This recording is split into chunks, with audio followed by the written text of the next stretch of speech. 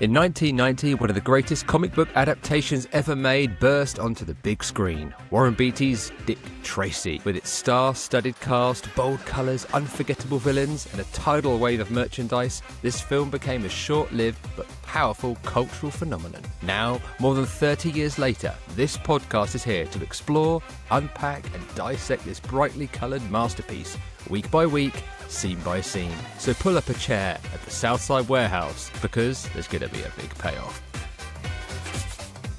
Hello and welcome to Talking Dick, the Dick Tracy movie podcast. I'm your host, Mr. Simon Creswell, and joining me is a man who knows his Tommy guns from his Colt 45s, Mr.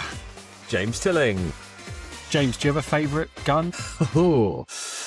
I think the revolver pistol would be my one, because I think that's the one that the Sam Catchem figure has. So it is a revolver, isn't it? Is that like Dirty Harry? Does Dirty Harry have a revolver? Yeah, he uses a revolver Magnum, but I think Sam's is like your regular revolver. To be honest, I'm not very good on my guns by names. I don't know, it's like a 6-loader revolver. Yeah, so. I just love a Tommy gun. I think, a replica Tommy gun there. The way you hold it with the barrel, you know. But we don't endorse guns. We certainly don't come on this podcast to endorse guns. But No. Shouldn't have opened with that. No, yeah. This week, we are talking about Dick Tracy in 1991 at Disneyland, Florida. Before we get into that, James, as always, I've got a bit of correspondence I thought you'd like to hear. Oh, please. I'll keep it very short and sweet this week. Our friend, Queen Street Entertainment, wrote on our McDonald's Crime Stoppers video, Team Tests. Yeah. That was it. I can't remember the context. Just team tests. Team tests. Maybe it's because there's not enough people on team tests, and we've got to do an episode on her. Obviously, that's one we've got to do in there. Yeah, that's right. Yeah, so maybe that's a little reminder that we've got to just maybe push her a bit more. Maybe we do a double episode: Team Breathless, Team Tests, and it's kind of like a battleground. You take one showdown. Side. You dress as one. I dress as the other. Okay, done. People have to judge who's the more beautiful in costume. I have got some proper correspondence. Okay. We had a message from Matthew K. Manning, and he said, really loving the podcast. If you guys are curious about current Tracy, I recently had the chance to write 8 weeks on the official comic strip. Artist Howie Noel and I really leaned into the aesthetic of the classic strips while blending in some of the style of the movie. I think it'll be a great place to start for fans of the film. You can read the whole thing for free by following the Dick Tracy link on my website, matthewkmanning.com. So wow. I will be checking that out. I love that he took some inspiration from the film as well. So that's... Because that's kind of pretty much one of the only creative outlets that there currently is for Dick Tracy, I think, is the comics. I don't know of anything else that's come about, obviously largely due to Warren Beatty withholding it all. You mean PlayStation 5 aren't releasing a new game? Yeah, come on. Dick Tracy Crime Stoppers, shoot 'em up, Grand Theft Tracy. So it'll probably come out quicker than Grand Theft Auto, wouldn't it? If they actually put would, yeah. Time into it. Don't think I mentioned this before. Tim Lang got in touch and he said, hello chaps, I mean to drop into your DMs for a while to say how much I've been enjoying the podcast. I'm a huge fan of Dick Tracy, so nice to see it getting some love. I was listening to your first episode about the applause range. I remember buying the Tracy and flat top figures in a small gift shop while on holiday in Cornwall in 1990. I got rid of them somewhere along the line, but still have a carded Tracy badge I brought in the same shop. Wow. So that's pretty cool. So, yeah. And that's Cornwall, obviously, in the UK. So he managed to find some applause stuff in the UK shop. Yeah. So they did exist, or at least in Cornwall, down on the the West Country. Maybe it came in from the Atlantic, started off in the West Coast, and made its way across. Straight into the UK. Yeah. Tim, Matthew, hopefully you guys can come on the show at some point. Sounds like you've got some stories to tell about Dick Tracy. We're always welcome to hear more about people's experiences as kids with Dick Tracy. And one more comment from our friend Monty on our McDonald's episode, which is very popular, by the way, because a lot of people seem to have got in touch. Oh, great. which is obviously people remember McDonald's in the US probably more so than over here. He said, great episode. The items I've collected from the McDonald's promotion are some of my favourites. And yes, they got some real actors back for the TV commercials, plus makeup with John Caglioni Jr. Brilliant ads. You wondered if there was more than one set of trading cards, and there are. Ooh. Besides Tops, there was Dandy from Australia. That's the set that showed the deleted scene of Bugs getting found by Pruneface and Influence. I haven't been able to get those yet, but hopefully one day. Thanks for the shout out once again. Means a lot. Keep up the great work, Simon and James. Awesome. Thank you, Monty. So yeah, it's lovely. Thank you very much. He's given us a bit more research to do as well to find out about these Australian dandy cards now. This is why we haven't done a trading card episode, because we every time we go to do it, it's we keep learning stuff, because there's actually some exclusive ones, isn't there, in a box? There's 88, yes. And then there's like another 12 in the box, and now there's Australian ones as well. Oh and, my God. Yeah. We're gonna have to just buy lots of trading cards and hope we get some job lots. Yeah, we'll be doing like those kind of unpackings. We'll get closed packets and we'll open them live on the podcast. I'd be very up for that, yeah. It'd be like, are we going to get a deleted scene in this one? Just a random signed Warren Beatty card that you just inserted. I don't want that. Yeah. Okay, on to today's topic then. So, James, have you got an introduction for us on the topic we are discussing today? I am, yes. So, back in 1990, at Disney MGM Studios in Florida, guests could step straight into the bold comic book world of Dick Tracy. The live stage show, Dick Tracy's Diamond Double Cross, brought the famous detective to life in a fast-paced mix of music, comedy, and stunt action. The story followed Tracy as he tangled with a cast of colourful gangsters, all scheming and double-crossing each other over a stolen diamond. With exaggerated villains, big band-style musical numbers, and over-the-top comic strip visuals, the show was less about a complex plot and more about pure, high-energy entertainment. It was Disney leaning fully into the style of the 1990 film, bright, loud, and larger than life, where heroes were sharp, villains were outrageous, and every moment felt like a panel lifted straight off the page. Beautiful. Before we get into the show, me and you went to Florida in 1991. I want to say April, maybe March. It was Easter, wasn't it? Yeah, I think it was, April time, maybe, early April, I think. Yeah, and it was just before my 8th birthday. I remember that because there was a big buzz about what I'd get for my birthday. I think it was after some wrestlers, some Hasbro wrestling figures. And it was my first time on a plane. I think you've been on a plane previously, but not to America. That's right. And I don't believe our parents had been to America. I'm not sure. Oh, no, actually they had. No. I think your parents had, I think they'd both been over to like the West Coast, to like California, hadn't they, in like the 70s and 80s, I think. So, But no one had been to Florida? No, no, definitely. Yeah, this was the first time Florida for anyone in our family. So we excitedly went out to Florida in 1981 and we flew on an Air 2000 plane. I know this because I've got the playing cards from the plane still back in the day when they gave you a pack of playing cards. Now a defunct airline, I think. Now a defunct airline, yeah. And we've got we stopped somewhere, didn't we, on the way? Do you remember where we stopped? We did. It was Maine, so it's just like near Boston. So because it was back. I don't know if it was back then, but there wasn't.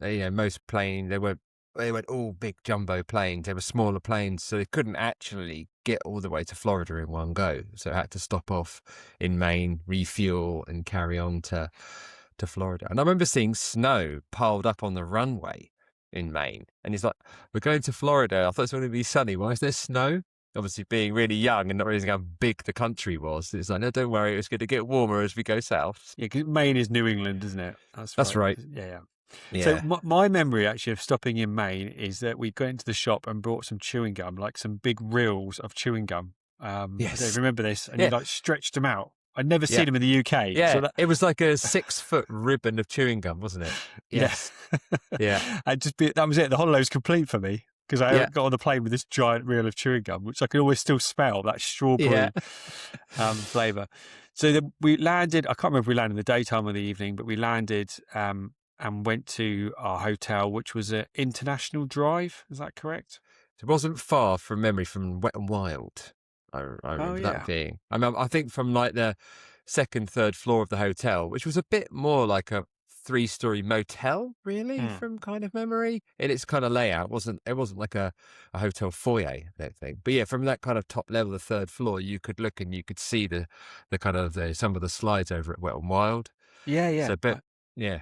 I think I can remember that as well. And my first memory from the holiday is we went to KFC and your mum had her handbag taken. Was that correct? Yeah, she did. Yeah, she got her handbag stolen. Yeah, within the first day or two of being there.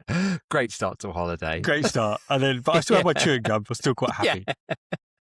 We hired a couple of cars, and I say a couple because there must have been like 8 of us. And we went to Disney quite quickly. Maybe the first day was Disney. I mean, that's the first park we went to. Yeah. And then spread our time between Disney, Universal, Busch Gardens, SeaWorld, Gatorland. Yeah. And That's we did probably Cape Canaveral. We did as well. Oh, yes. Yeah. That's right. Yeah. Saw that. And then, I think we went to Disney a couple of times. We went back there, didn't we? I don't think we just went there once. We were there for 2 weeks. I feel like we must have gone. Yeah. Because Epcot and MGM, it all kind of blurs into one when you're that age. It's just this mass of different places. Yeah. Now, we were Dick Tracy fans, obviously, because it's 91. And we went there, and I think we were looking for a few things: wrestling figures, Turtles figures. Yeah. Probably Batman. Got to get Batman in Yeah. there. Dick Tracy's, were they these figures we couldn't get in the UK? Were they going to be in the States? Yeah. And we didn't see much around the parks, but from my memory, we went to a flea market nearby. Is that right? Yeah. Right by the hotel was a flea market, like 100 yards away, and there was lots of like Disney merchandise in there. So I do vividly remember cashing that. in, of course. Yeah, they were. Yeah, and that's where we saw. I remember seeing the applause dolls there, which were all in like baskets. They were just like a whole basket full of breathlesses, like 20 of them, then 20 Tracy's. But we wanted the Playmates. We weren't interested in the dolls at that point. But there's another memory I have of things. Did you see anything that was all lined up on the very top shelf in that shop? I think your memory, having that 6-month head start on me, is probably better than mine. But I do believe there was masks around the top of the shop. And you'll say, you said to me before, some of those were Dick Tracy masks. Yeah, I swear. I mean, it was a big boy and a flat top, and I remember like seeing it right at the top, and we're like, "Wow, that's amazing!" And but from memory, I can't remember then how much they were, but I know they were a lot because I remember expressing an interest in it, and then my parents were instantly like, "No way! There's no way we're going to buy that." I was like, $100 or something ridiculous. Can you imagine having that? Can you imagine the plane journey back though? If we both sat there in like a flat top and big boy mask, just the happiest people on earth. Everyone else got Dick Tracy Mickey Mouse hats, We'd look like little face though. We'd be like 7-year-olds with these gigantic big mask heads. I'm all for it. Yeah. We did make a purchase in that shop. I believe we bought a Turtles figure each.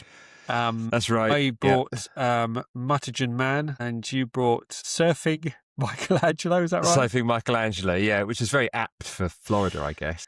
But you couldn't get those figures in the UK.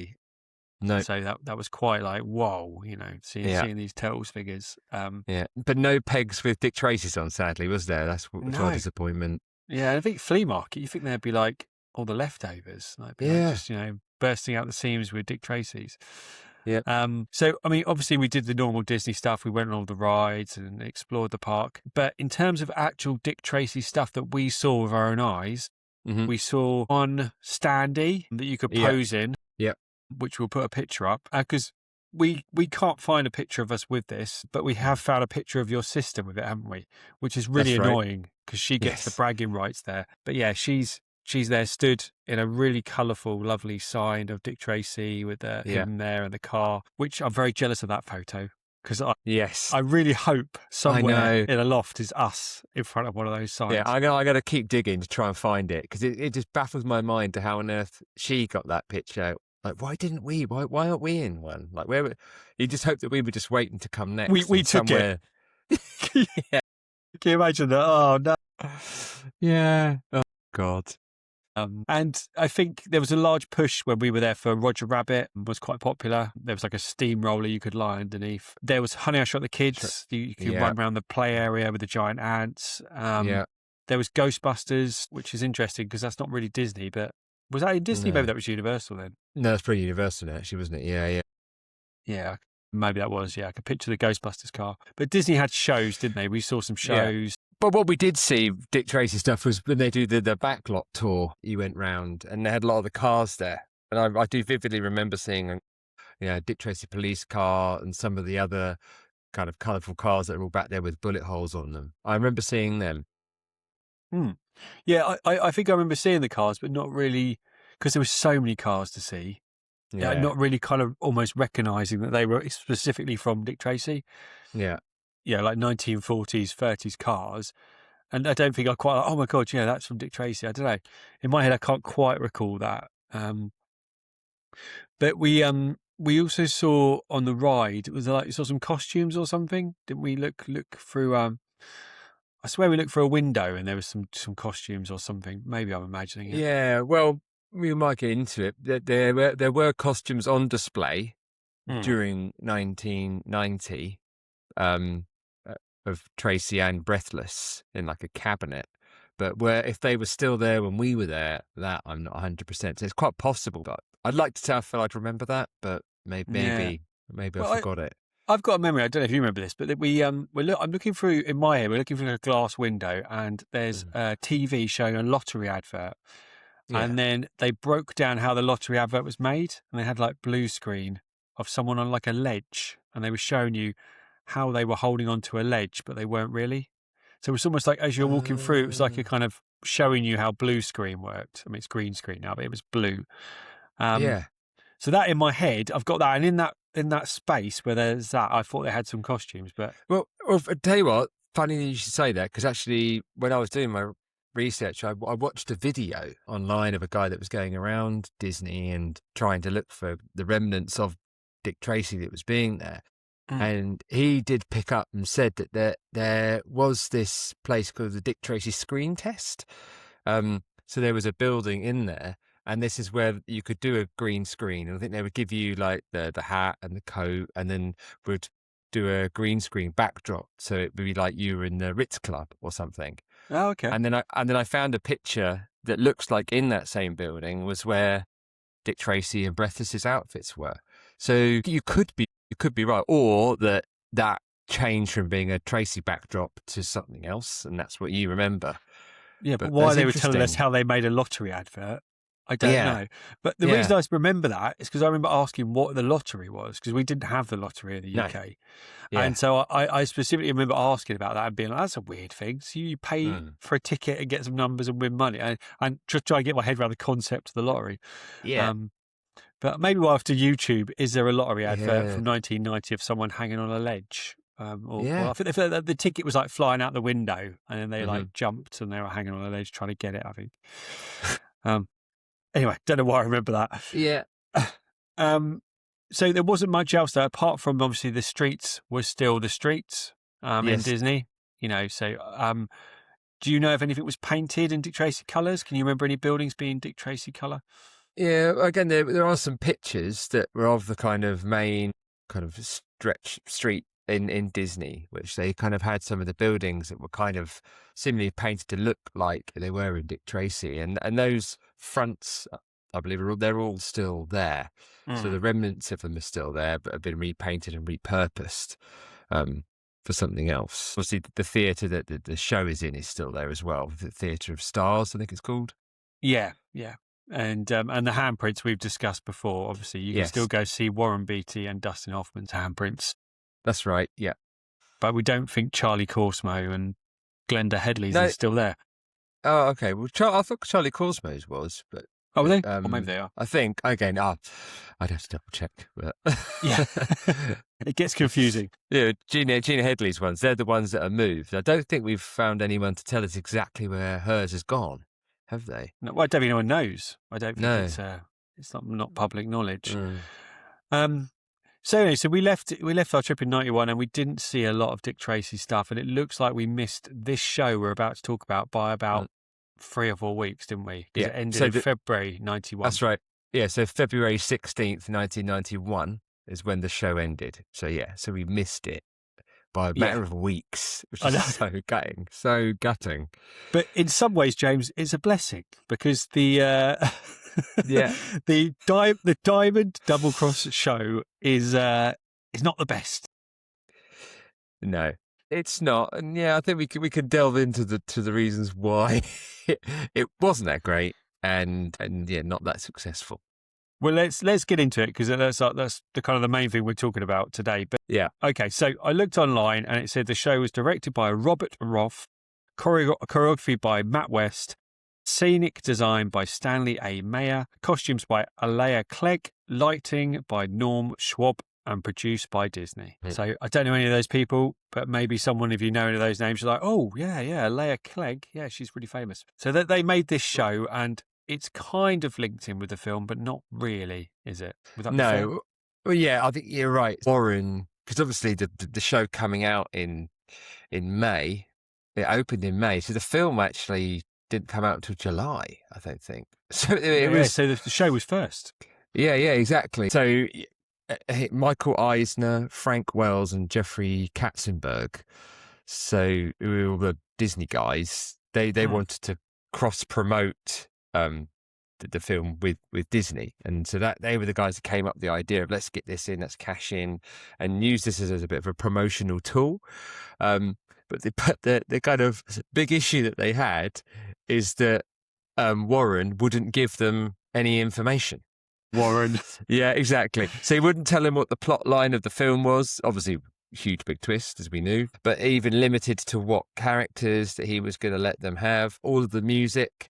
When it first released, he didn't give any of the original songs. I think later on they did add some once the film had been released. So they didn't know what the plot of the movie was going to be. They only got a few characters that they were given and then had to go away and design and do the rest themselves. So that made it must have made it so much harder for them to then. So how can you cross promote something when what you're making, you don't know if it's any tonality or likeness is going to be like the movie? Yeah.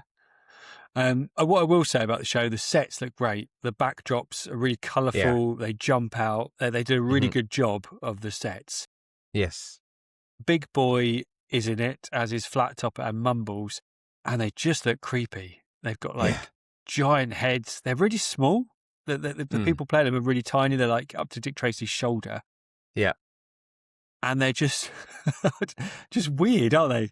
Yeah, well, I think what it is that there's points that they refer to Big Boy as boss, but they're all a bit like bumbling buffoons. They slap each other, don't they, as well? Yeah, a bit like the Three Stooges, aren't they?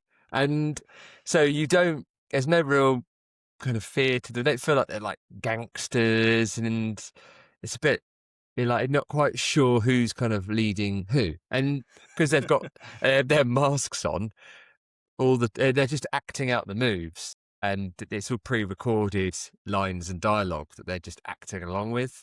Yeah, and they can't really see what they're doing, can they? In fairness to the performers, I mean, fair play to them dancing and singing when they just clearly can't see anything. Yeah. So the show starts. A Big Boy declares he's going to steal this diamond. And he gets Flat Top and Mumbles, not Flat Top and Itchy, which is also weird. But then, like you said about them not knowing the details, that makes more sense now, I guess. Yeah. And then the show cuts to like a king and queen and like royalty surrounding like a giant diamond, which is almost like an egg. And then it's like disappears. And then Big Boy's trying to get it to Breathless. And then all these dancers come out and they're like, calling Dick Tracy. I think I wrote down a line, calling Dick Tracy, he will make the punishment fit the crime. And they're all just singing this route. Oh, fine, it's a musical.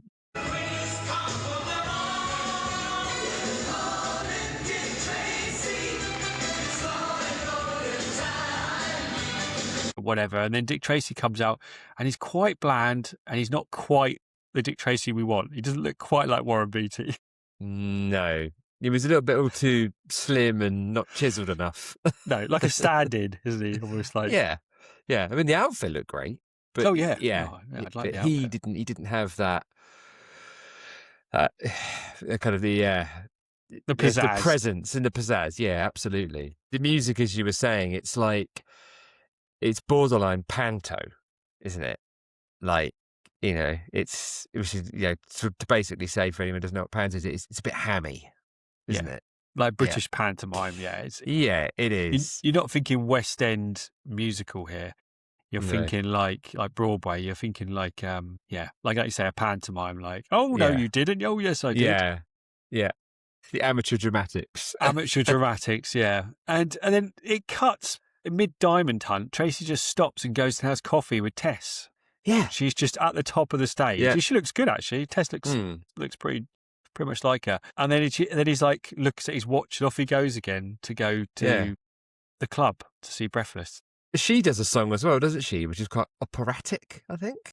Oh, that's right. Yeah, she just stands up and starts singing about how she understands his passion for work and he's like about to ask her to marry him again, isn't he? Or something. Yeah. He's like, Tess, I've got something to ask you. And then she's like, oh, don't worry about it. Off you go. But you're right. You're probably like 10 minutes in or whatever by this point, and it's like, this is absolutely nothing like the film.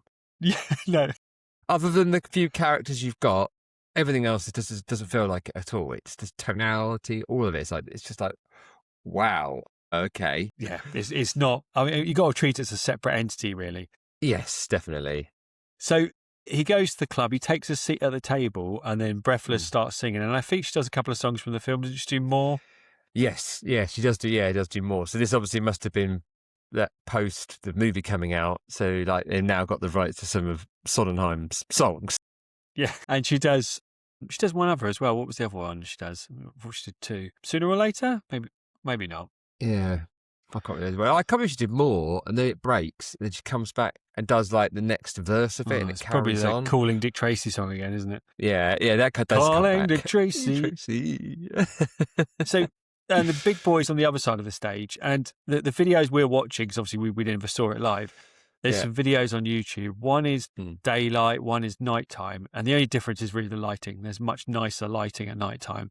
Yeah, but the person who shot it, they've shot like specific bits. So if you watch different videos online, you get different bits of the stage.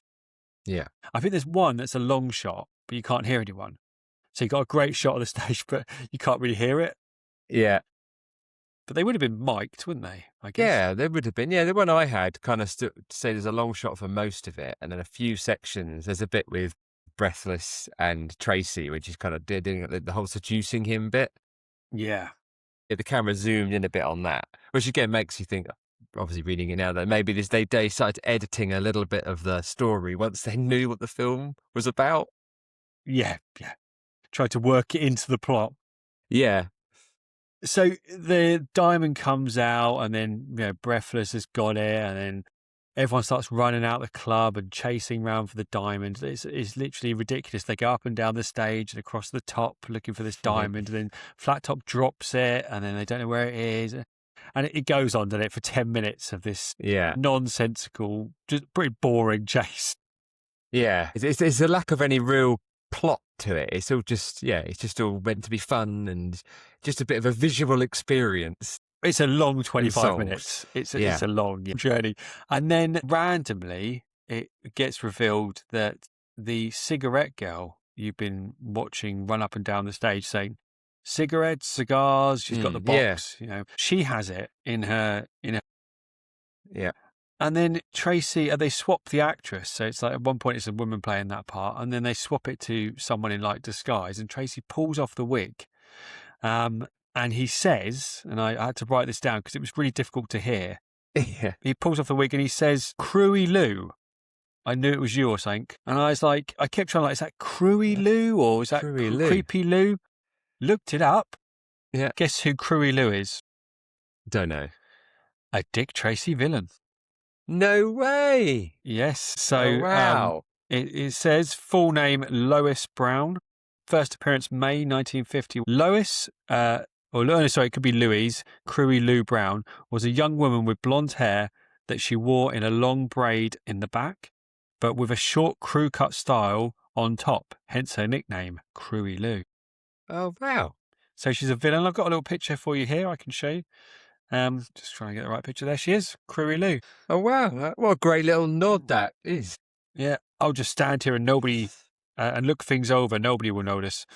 So I don't know much about her character. I mean, you can read up online about her, but looks like she's a villain. So they incorporated the cigarette girl as Cruey Lou. Oh, that's cool. Because at first I thought he said prune face, and I was like, "There's no way they're dressing prune face up as the cigarette girl," and they're just revealing. But I don't know. I thought it was nearly going to be the same. What was in the McDonald's ad with what the little kid calls prune face? Oh, Puckerpuss. Yeah, you old Puckerpuss. The old Puckerpuss, yeah. So I nearly thought it was going to be that again. Yeah, it's Puckerpuss again. Yeah. Oh. But no, I actually quite like that. We're finding out about some Dick Tracy characters. There's obviously nods to real fans. Yeah, I like that. And actually, did you see in the show when Tracy knocked on the door to the club? Flat Top says like password, and Tracy says eat lead, and he's like, come on in, But again, another nice little nod. So do you know what happens next? Do you remember the ending? I can't remember what happens at the end. I'm trying to remember. They all just dance. Another musical number of calling Dick Tracy.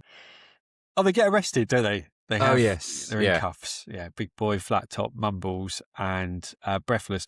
And Breathless has like a special, almost like jailhouse rock outfit, like a white and black stripes. I don't know if you spotted that. And she's got the cuffs on. Yeah, that was good. Nice little touch there. And then it's just song and dance number to the end, and then the curtain comes down, which is a yellow curtain with Tracy's face, I believe. I think that's it. Was there anything else that I've missed there? There's not much to unpick, really. No, there's not. If it could have had a bit of a longer run, because it didn't even get a year.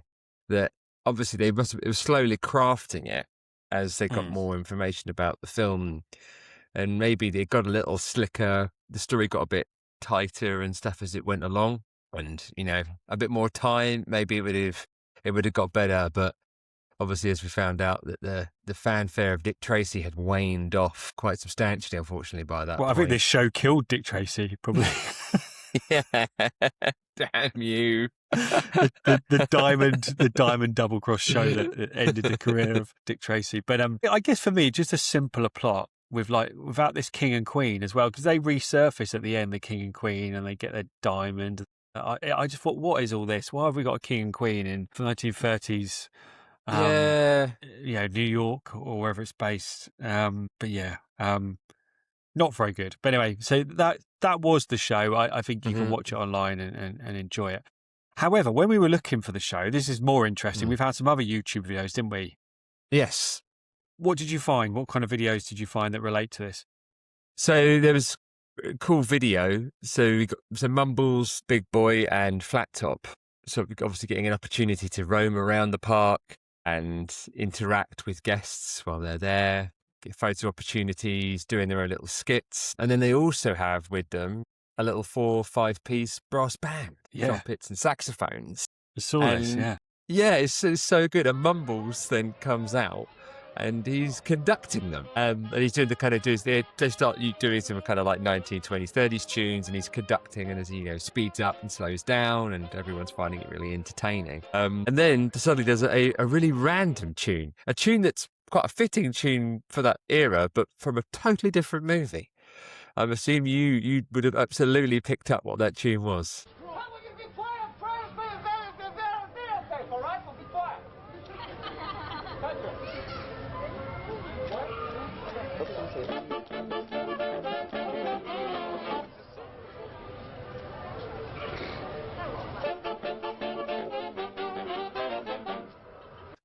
Yep, the Cantina theme from Star Wars. It was, yeah. And if you had told me there's a video online of someone dressed as Mumbles at Disney in the 1990s doing the Cantina theme, I wouldn't have believed you. But here we are. No. Yeah, exactly. Yeah. Because again, at that point, 1990, Star Wars was on the total low by that point. So, the chance of people picking up that was from Star Wars at that time was quite slim. Yeah, maybe that was one of the reasons why they did it. They were like, "Oh, this is quite a little boppy tune. No one's going to realise it's from Star Wars." Yeah, it's linking in Dustin Hoffman to Star Wars. But it did make me think when I watched it is that the like the guests that are there and the kids, they all look a bit bemused. And I think this is the thing, is that as big as the Dick Tracy fanfare was at that period of time, as we've covered, and even if you didn't see the film, you would have seen ads and other stuff, but it would have passed a lot of people by still. And I think some people are looking at it like, who's this guy with a rubber face with his lips skewed off to one side, mumbling away? Like, what the hell is going on? Yeah, he looks like he's got leprosy or something, like a really creepy face. Like, if you're a kid, you're walking around the park. There's Mickey Mouse, there's Goofy, there's Pluto. There's a creepy guy with a large head and a pink suit going. Yeah, it'd be like, yeah, I think terrifying. That was terrifying for some kids. Did you notice as well at the end of that, like Flat Top standing in front of theirs? So there's a big stand there with like pictures from Dick Tracy and a kind of cartoonish Dick Tracy standing there. And each one of them goes past. I think Flat Top gives it a punch and Mumbles gives it a punch.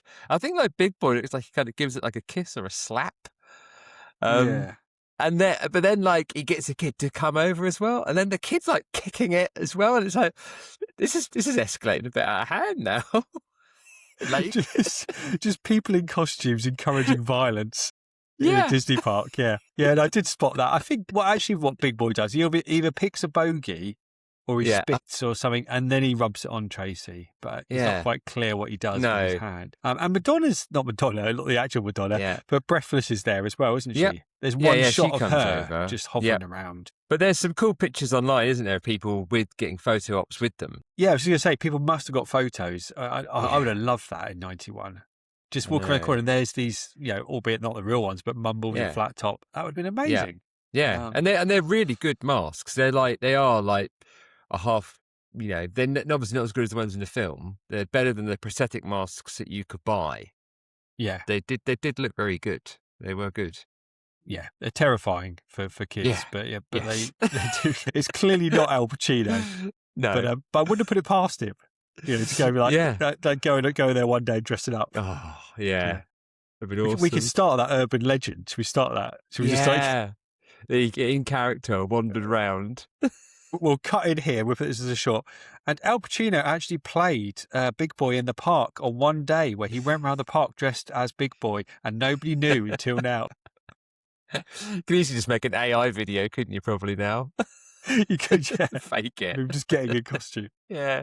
So there's another video online where it's pre-show. So everyone's sitting down for their seats to watch the show.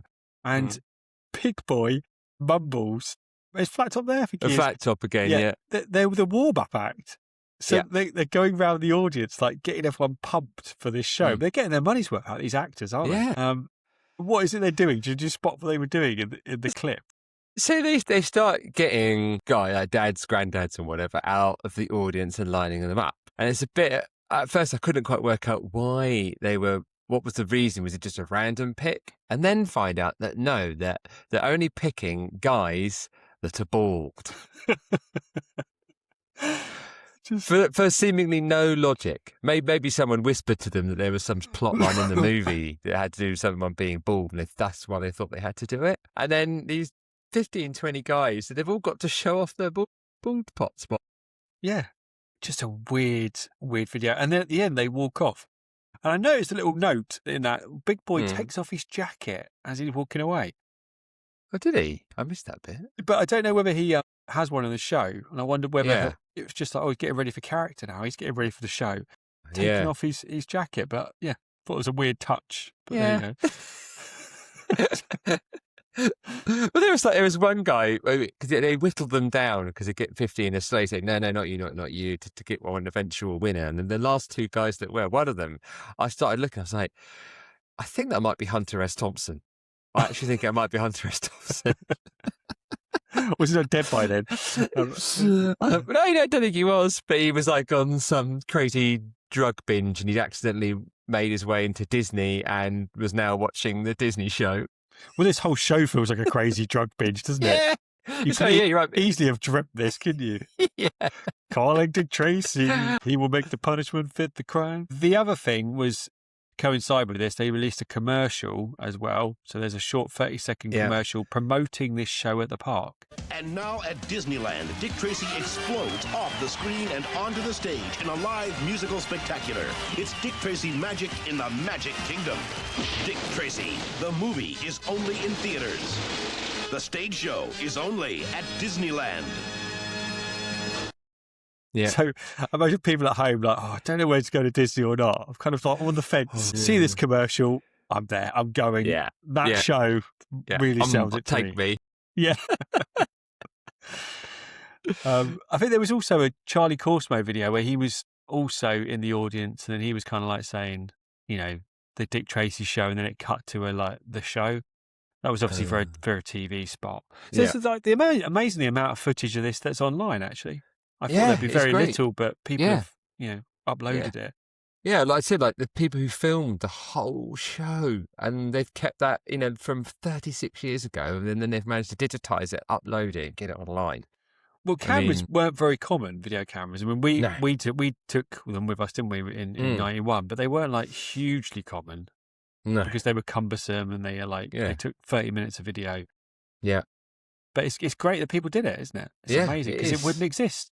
Yeah, yeah, I know. Yeah, because it doesn't seem that there's any official footage that's out there. It's only people's footage that they got at the time. So it's just, it's fantastic, really, that this stuff is all out there now. It really is. Yeah, because you would have almost been like, if you saw this in 1990 and then 20 years later, you were like, did I dream that? Did that happen? And now you can at least verify with the internet that this, and we actually know the name of it, the Diamond Double Cross. I didn't know that until we started researching. Yep. You can actually verify that it existed. So there's a guy online that's gone round in 2026, and I can't remember the name of the guy. We saw the video, and he was going around the park looking for remnants of Dick Tracy, and he goes to where the show was and shows you where it would have been. But it looks like the actual theatre has gone or moved as well, according to his video. Yeah, I know that he said that it was the Theatre of Stars. I think it's Beauty and the Beast went in there after Dick Tracy and has never left. It's still in there now, that is. Wow. Probably some of the best Disney songs of all time, isn't it, Beauty and the Beast? So, yep. compared to Calling Dick Tracy. There's another video, isn't there, where someone finds, in the cafe, they find a bit of a Dick Tracy sign, don't they? Yeah. You behind some boxes up on a upper tier level. You can see a piece of the Dick Tracy sign, which is pretty cool that that's still there. And I think that when we spoke to Brian, I'm sure he told us that and said that was there, but wasn't sure if it had gone now. Yeah. So the second video we were talking about was from April 2026. Guy's going around the park. Oh yes, sorry, yeah. The first video is like a minute and a half clip where someone walks into the Roger Rabbit. What used to be the Roger Rabbit area, because there's all the crate boxes. It's like a cafe, and right up top there's you can see the side bit of a Dick Tracy sign. Yeah. So both of those are on YouTube. You can look them up. I think he said that's where that Dick Tracy sign is. That's where all the merch was. So that's where they were selling the Dick Tracy T-shirts, the fedoras, and all the other merchandise and accessories, and everything was all being done there. But this guy in 2026 that's going around, he couldn't find any reference, could he? Apart from the handprints, he couldn't find anything, could he? Which is ridiculous, isn't it? That's it's been almost erased from history. Yeah, I'm just trying to find his name so we can give him a shout out. It's the World of Miek or Mike, is his YouTube channel. Yeah, the World of Micah. World of Miek. Don't know. Yeah.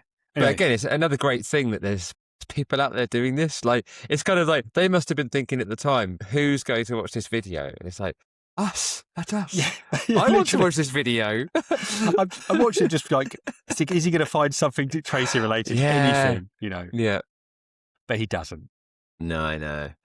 But, what I love, but that guy was also saying how much he loves the movie and how it means a lot to him. And I just think that's what I really love about this, is there's people out there, albeit most of us are in our 40s and 50s now, but the movie means so much to us that we just want one thing at Disney. Just it could be a picture of Warren Beatty in a window somewhere. We just want something to represent the power of Dick Tracy. And Disney have sort of raised it. Not through their own doing. I'm sure it comes down to rights and stuff as well. But sad, isn't it? It's sad.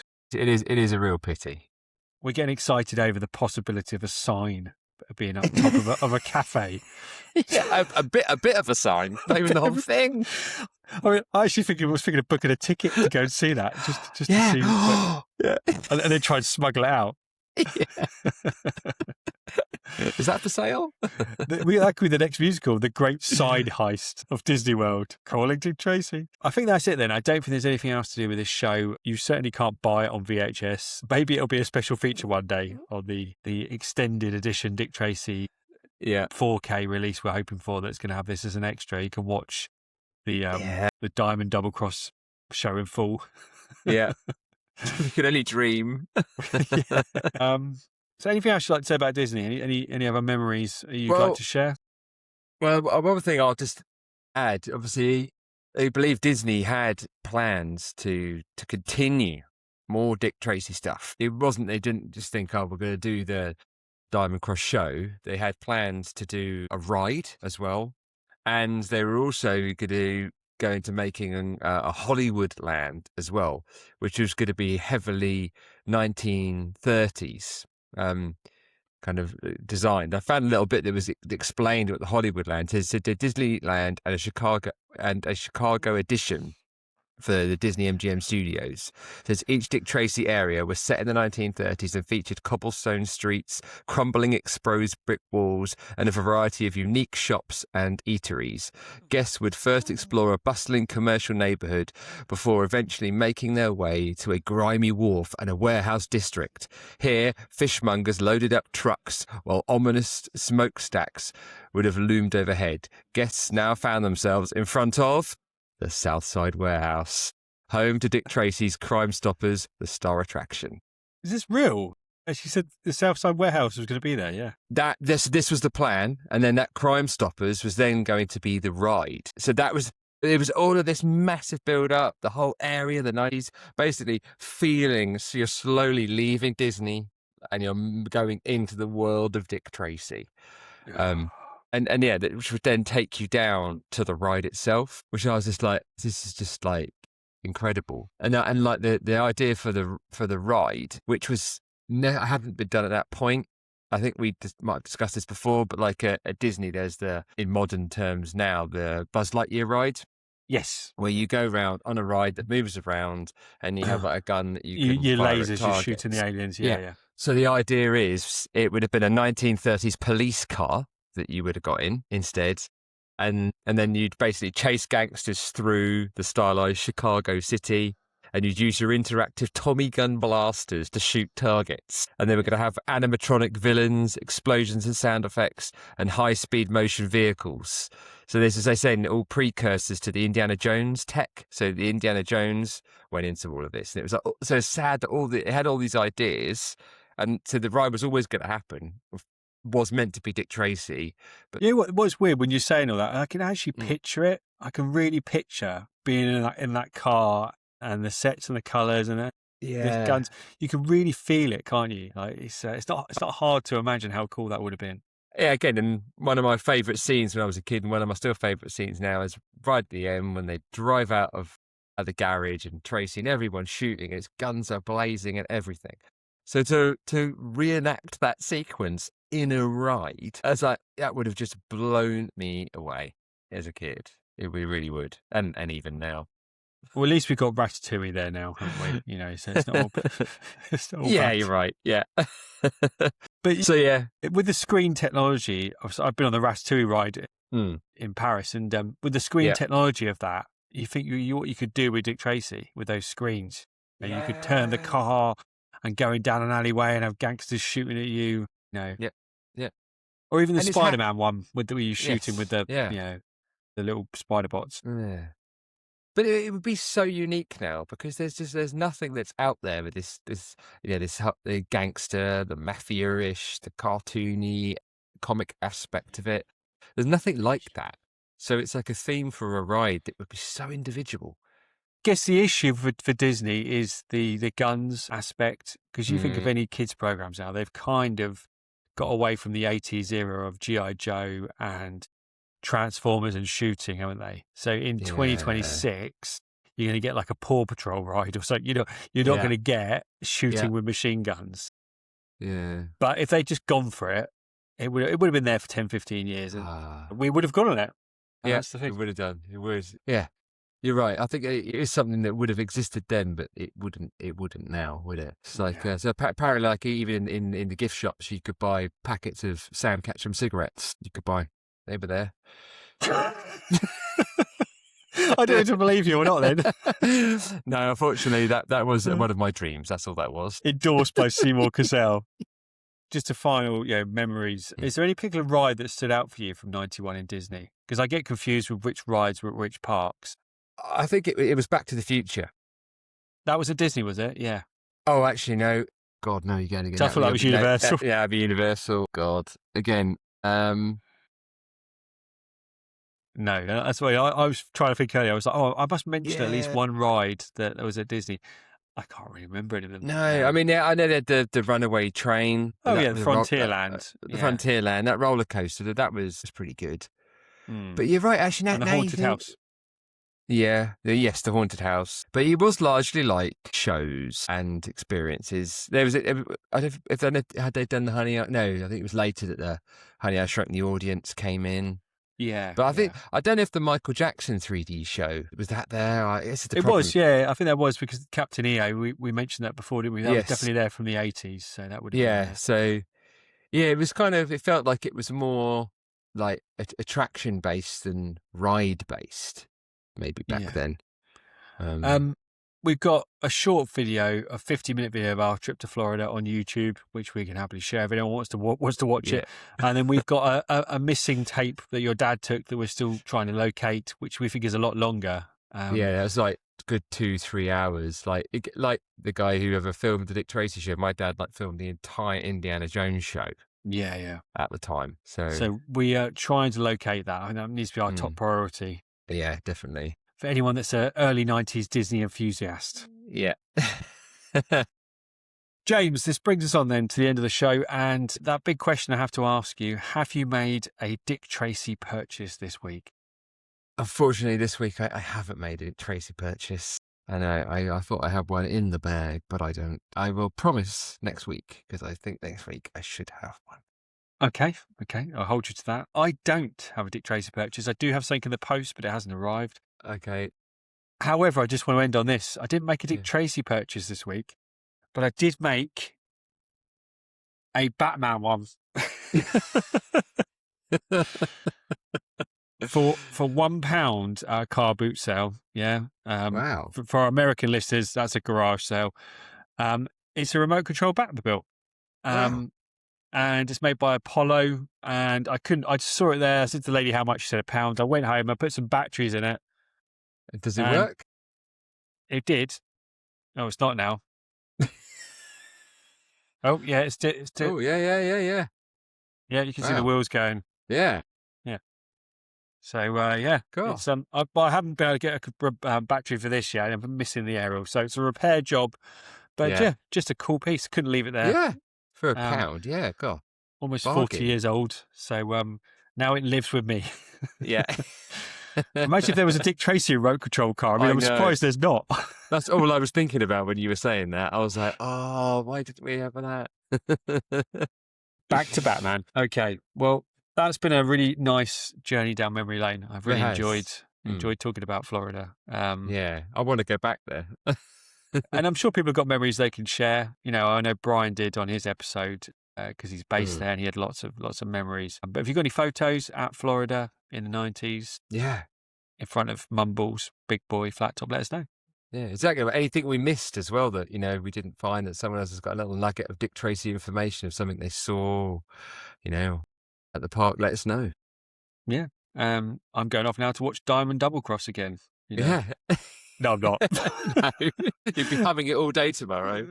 Calling Dick Tracy. This has been Talking Dick, the Dick Tracy movie podcast. Till next time, keep talking Dick. Cheers. Thanks for listening. If you'd like to get in touch, you can email us at dtmoviepodcast@gmail.com. You'll also find us on X and Instagram at DT Movie Podcast. Or come and join our Facebook group, the Dick Tracy Movie Podcast. We'd love to hear from you. And don't forget to check out our YouTube channel for bonus videos and extra content.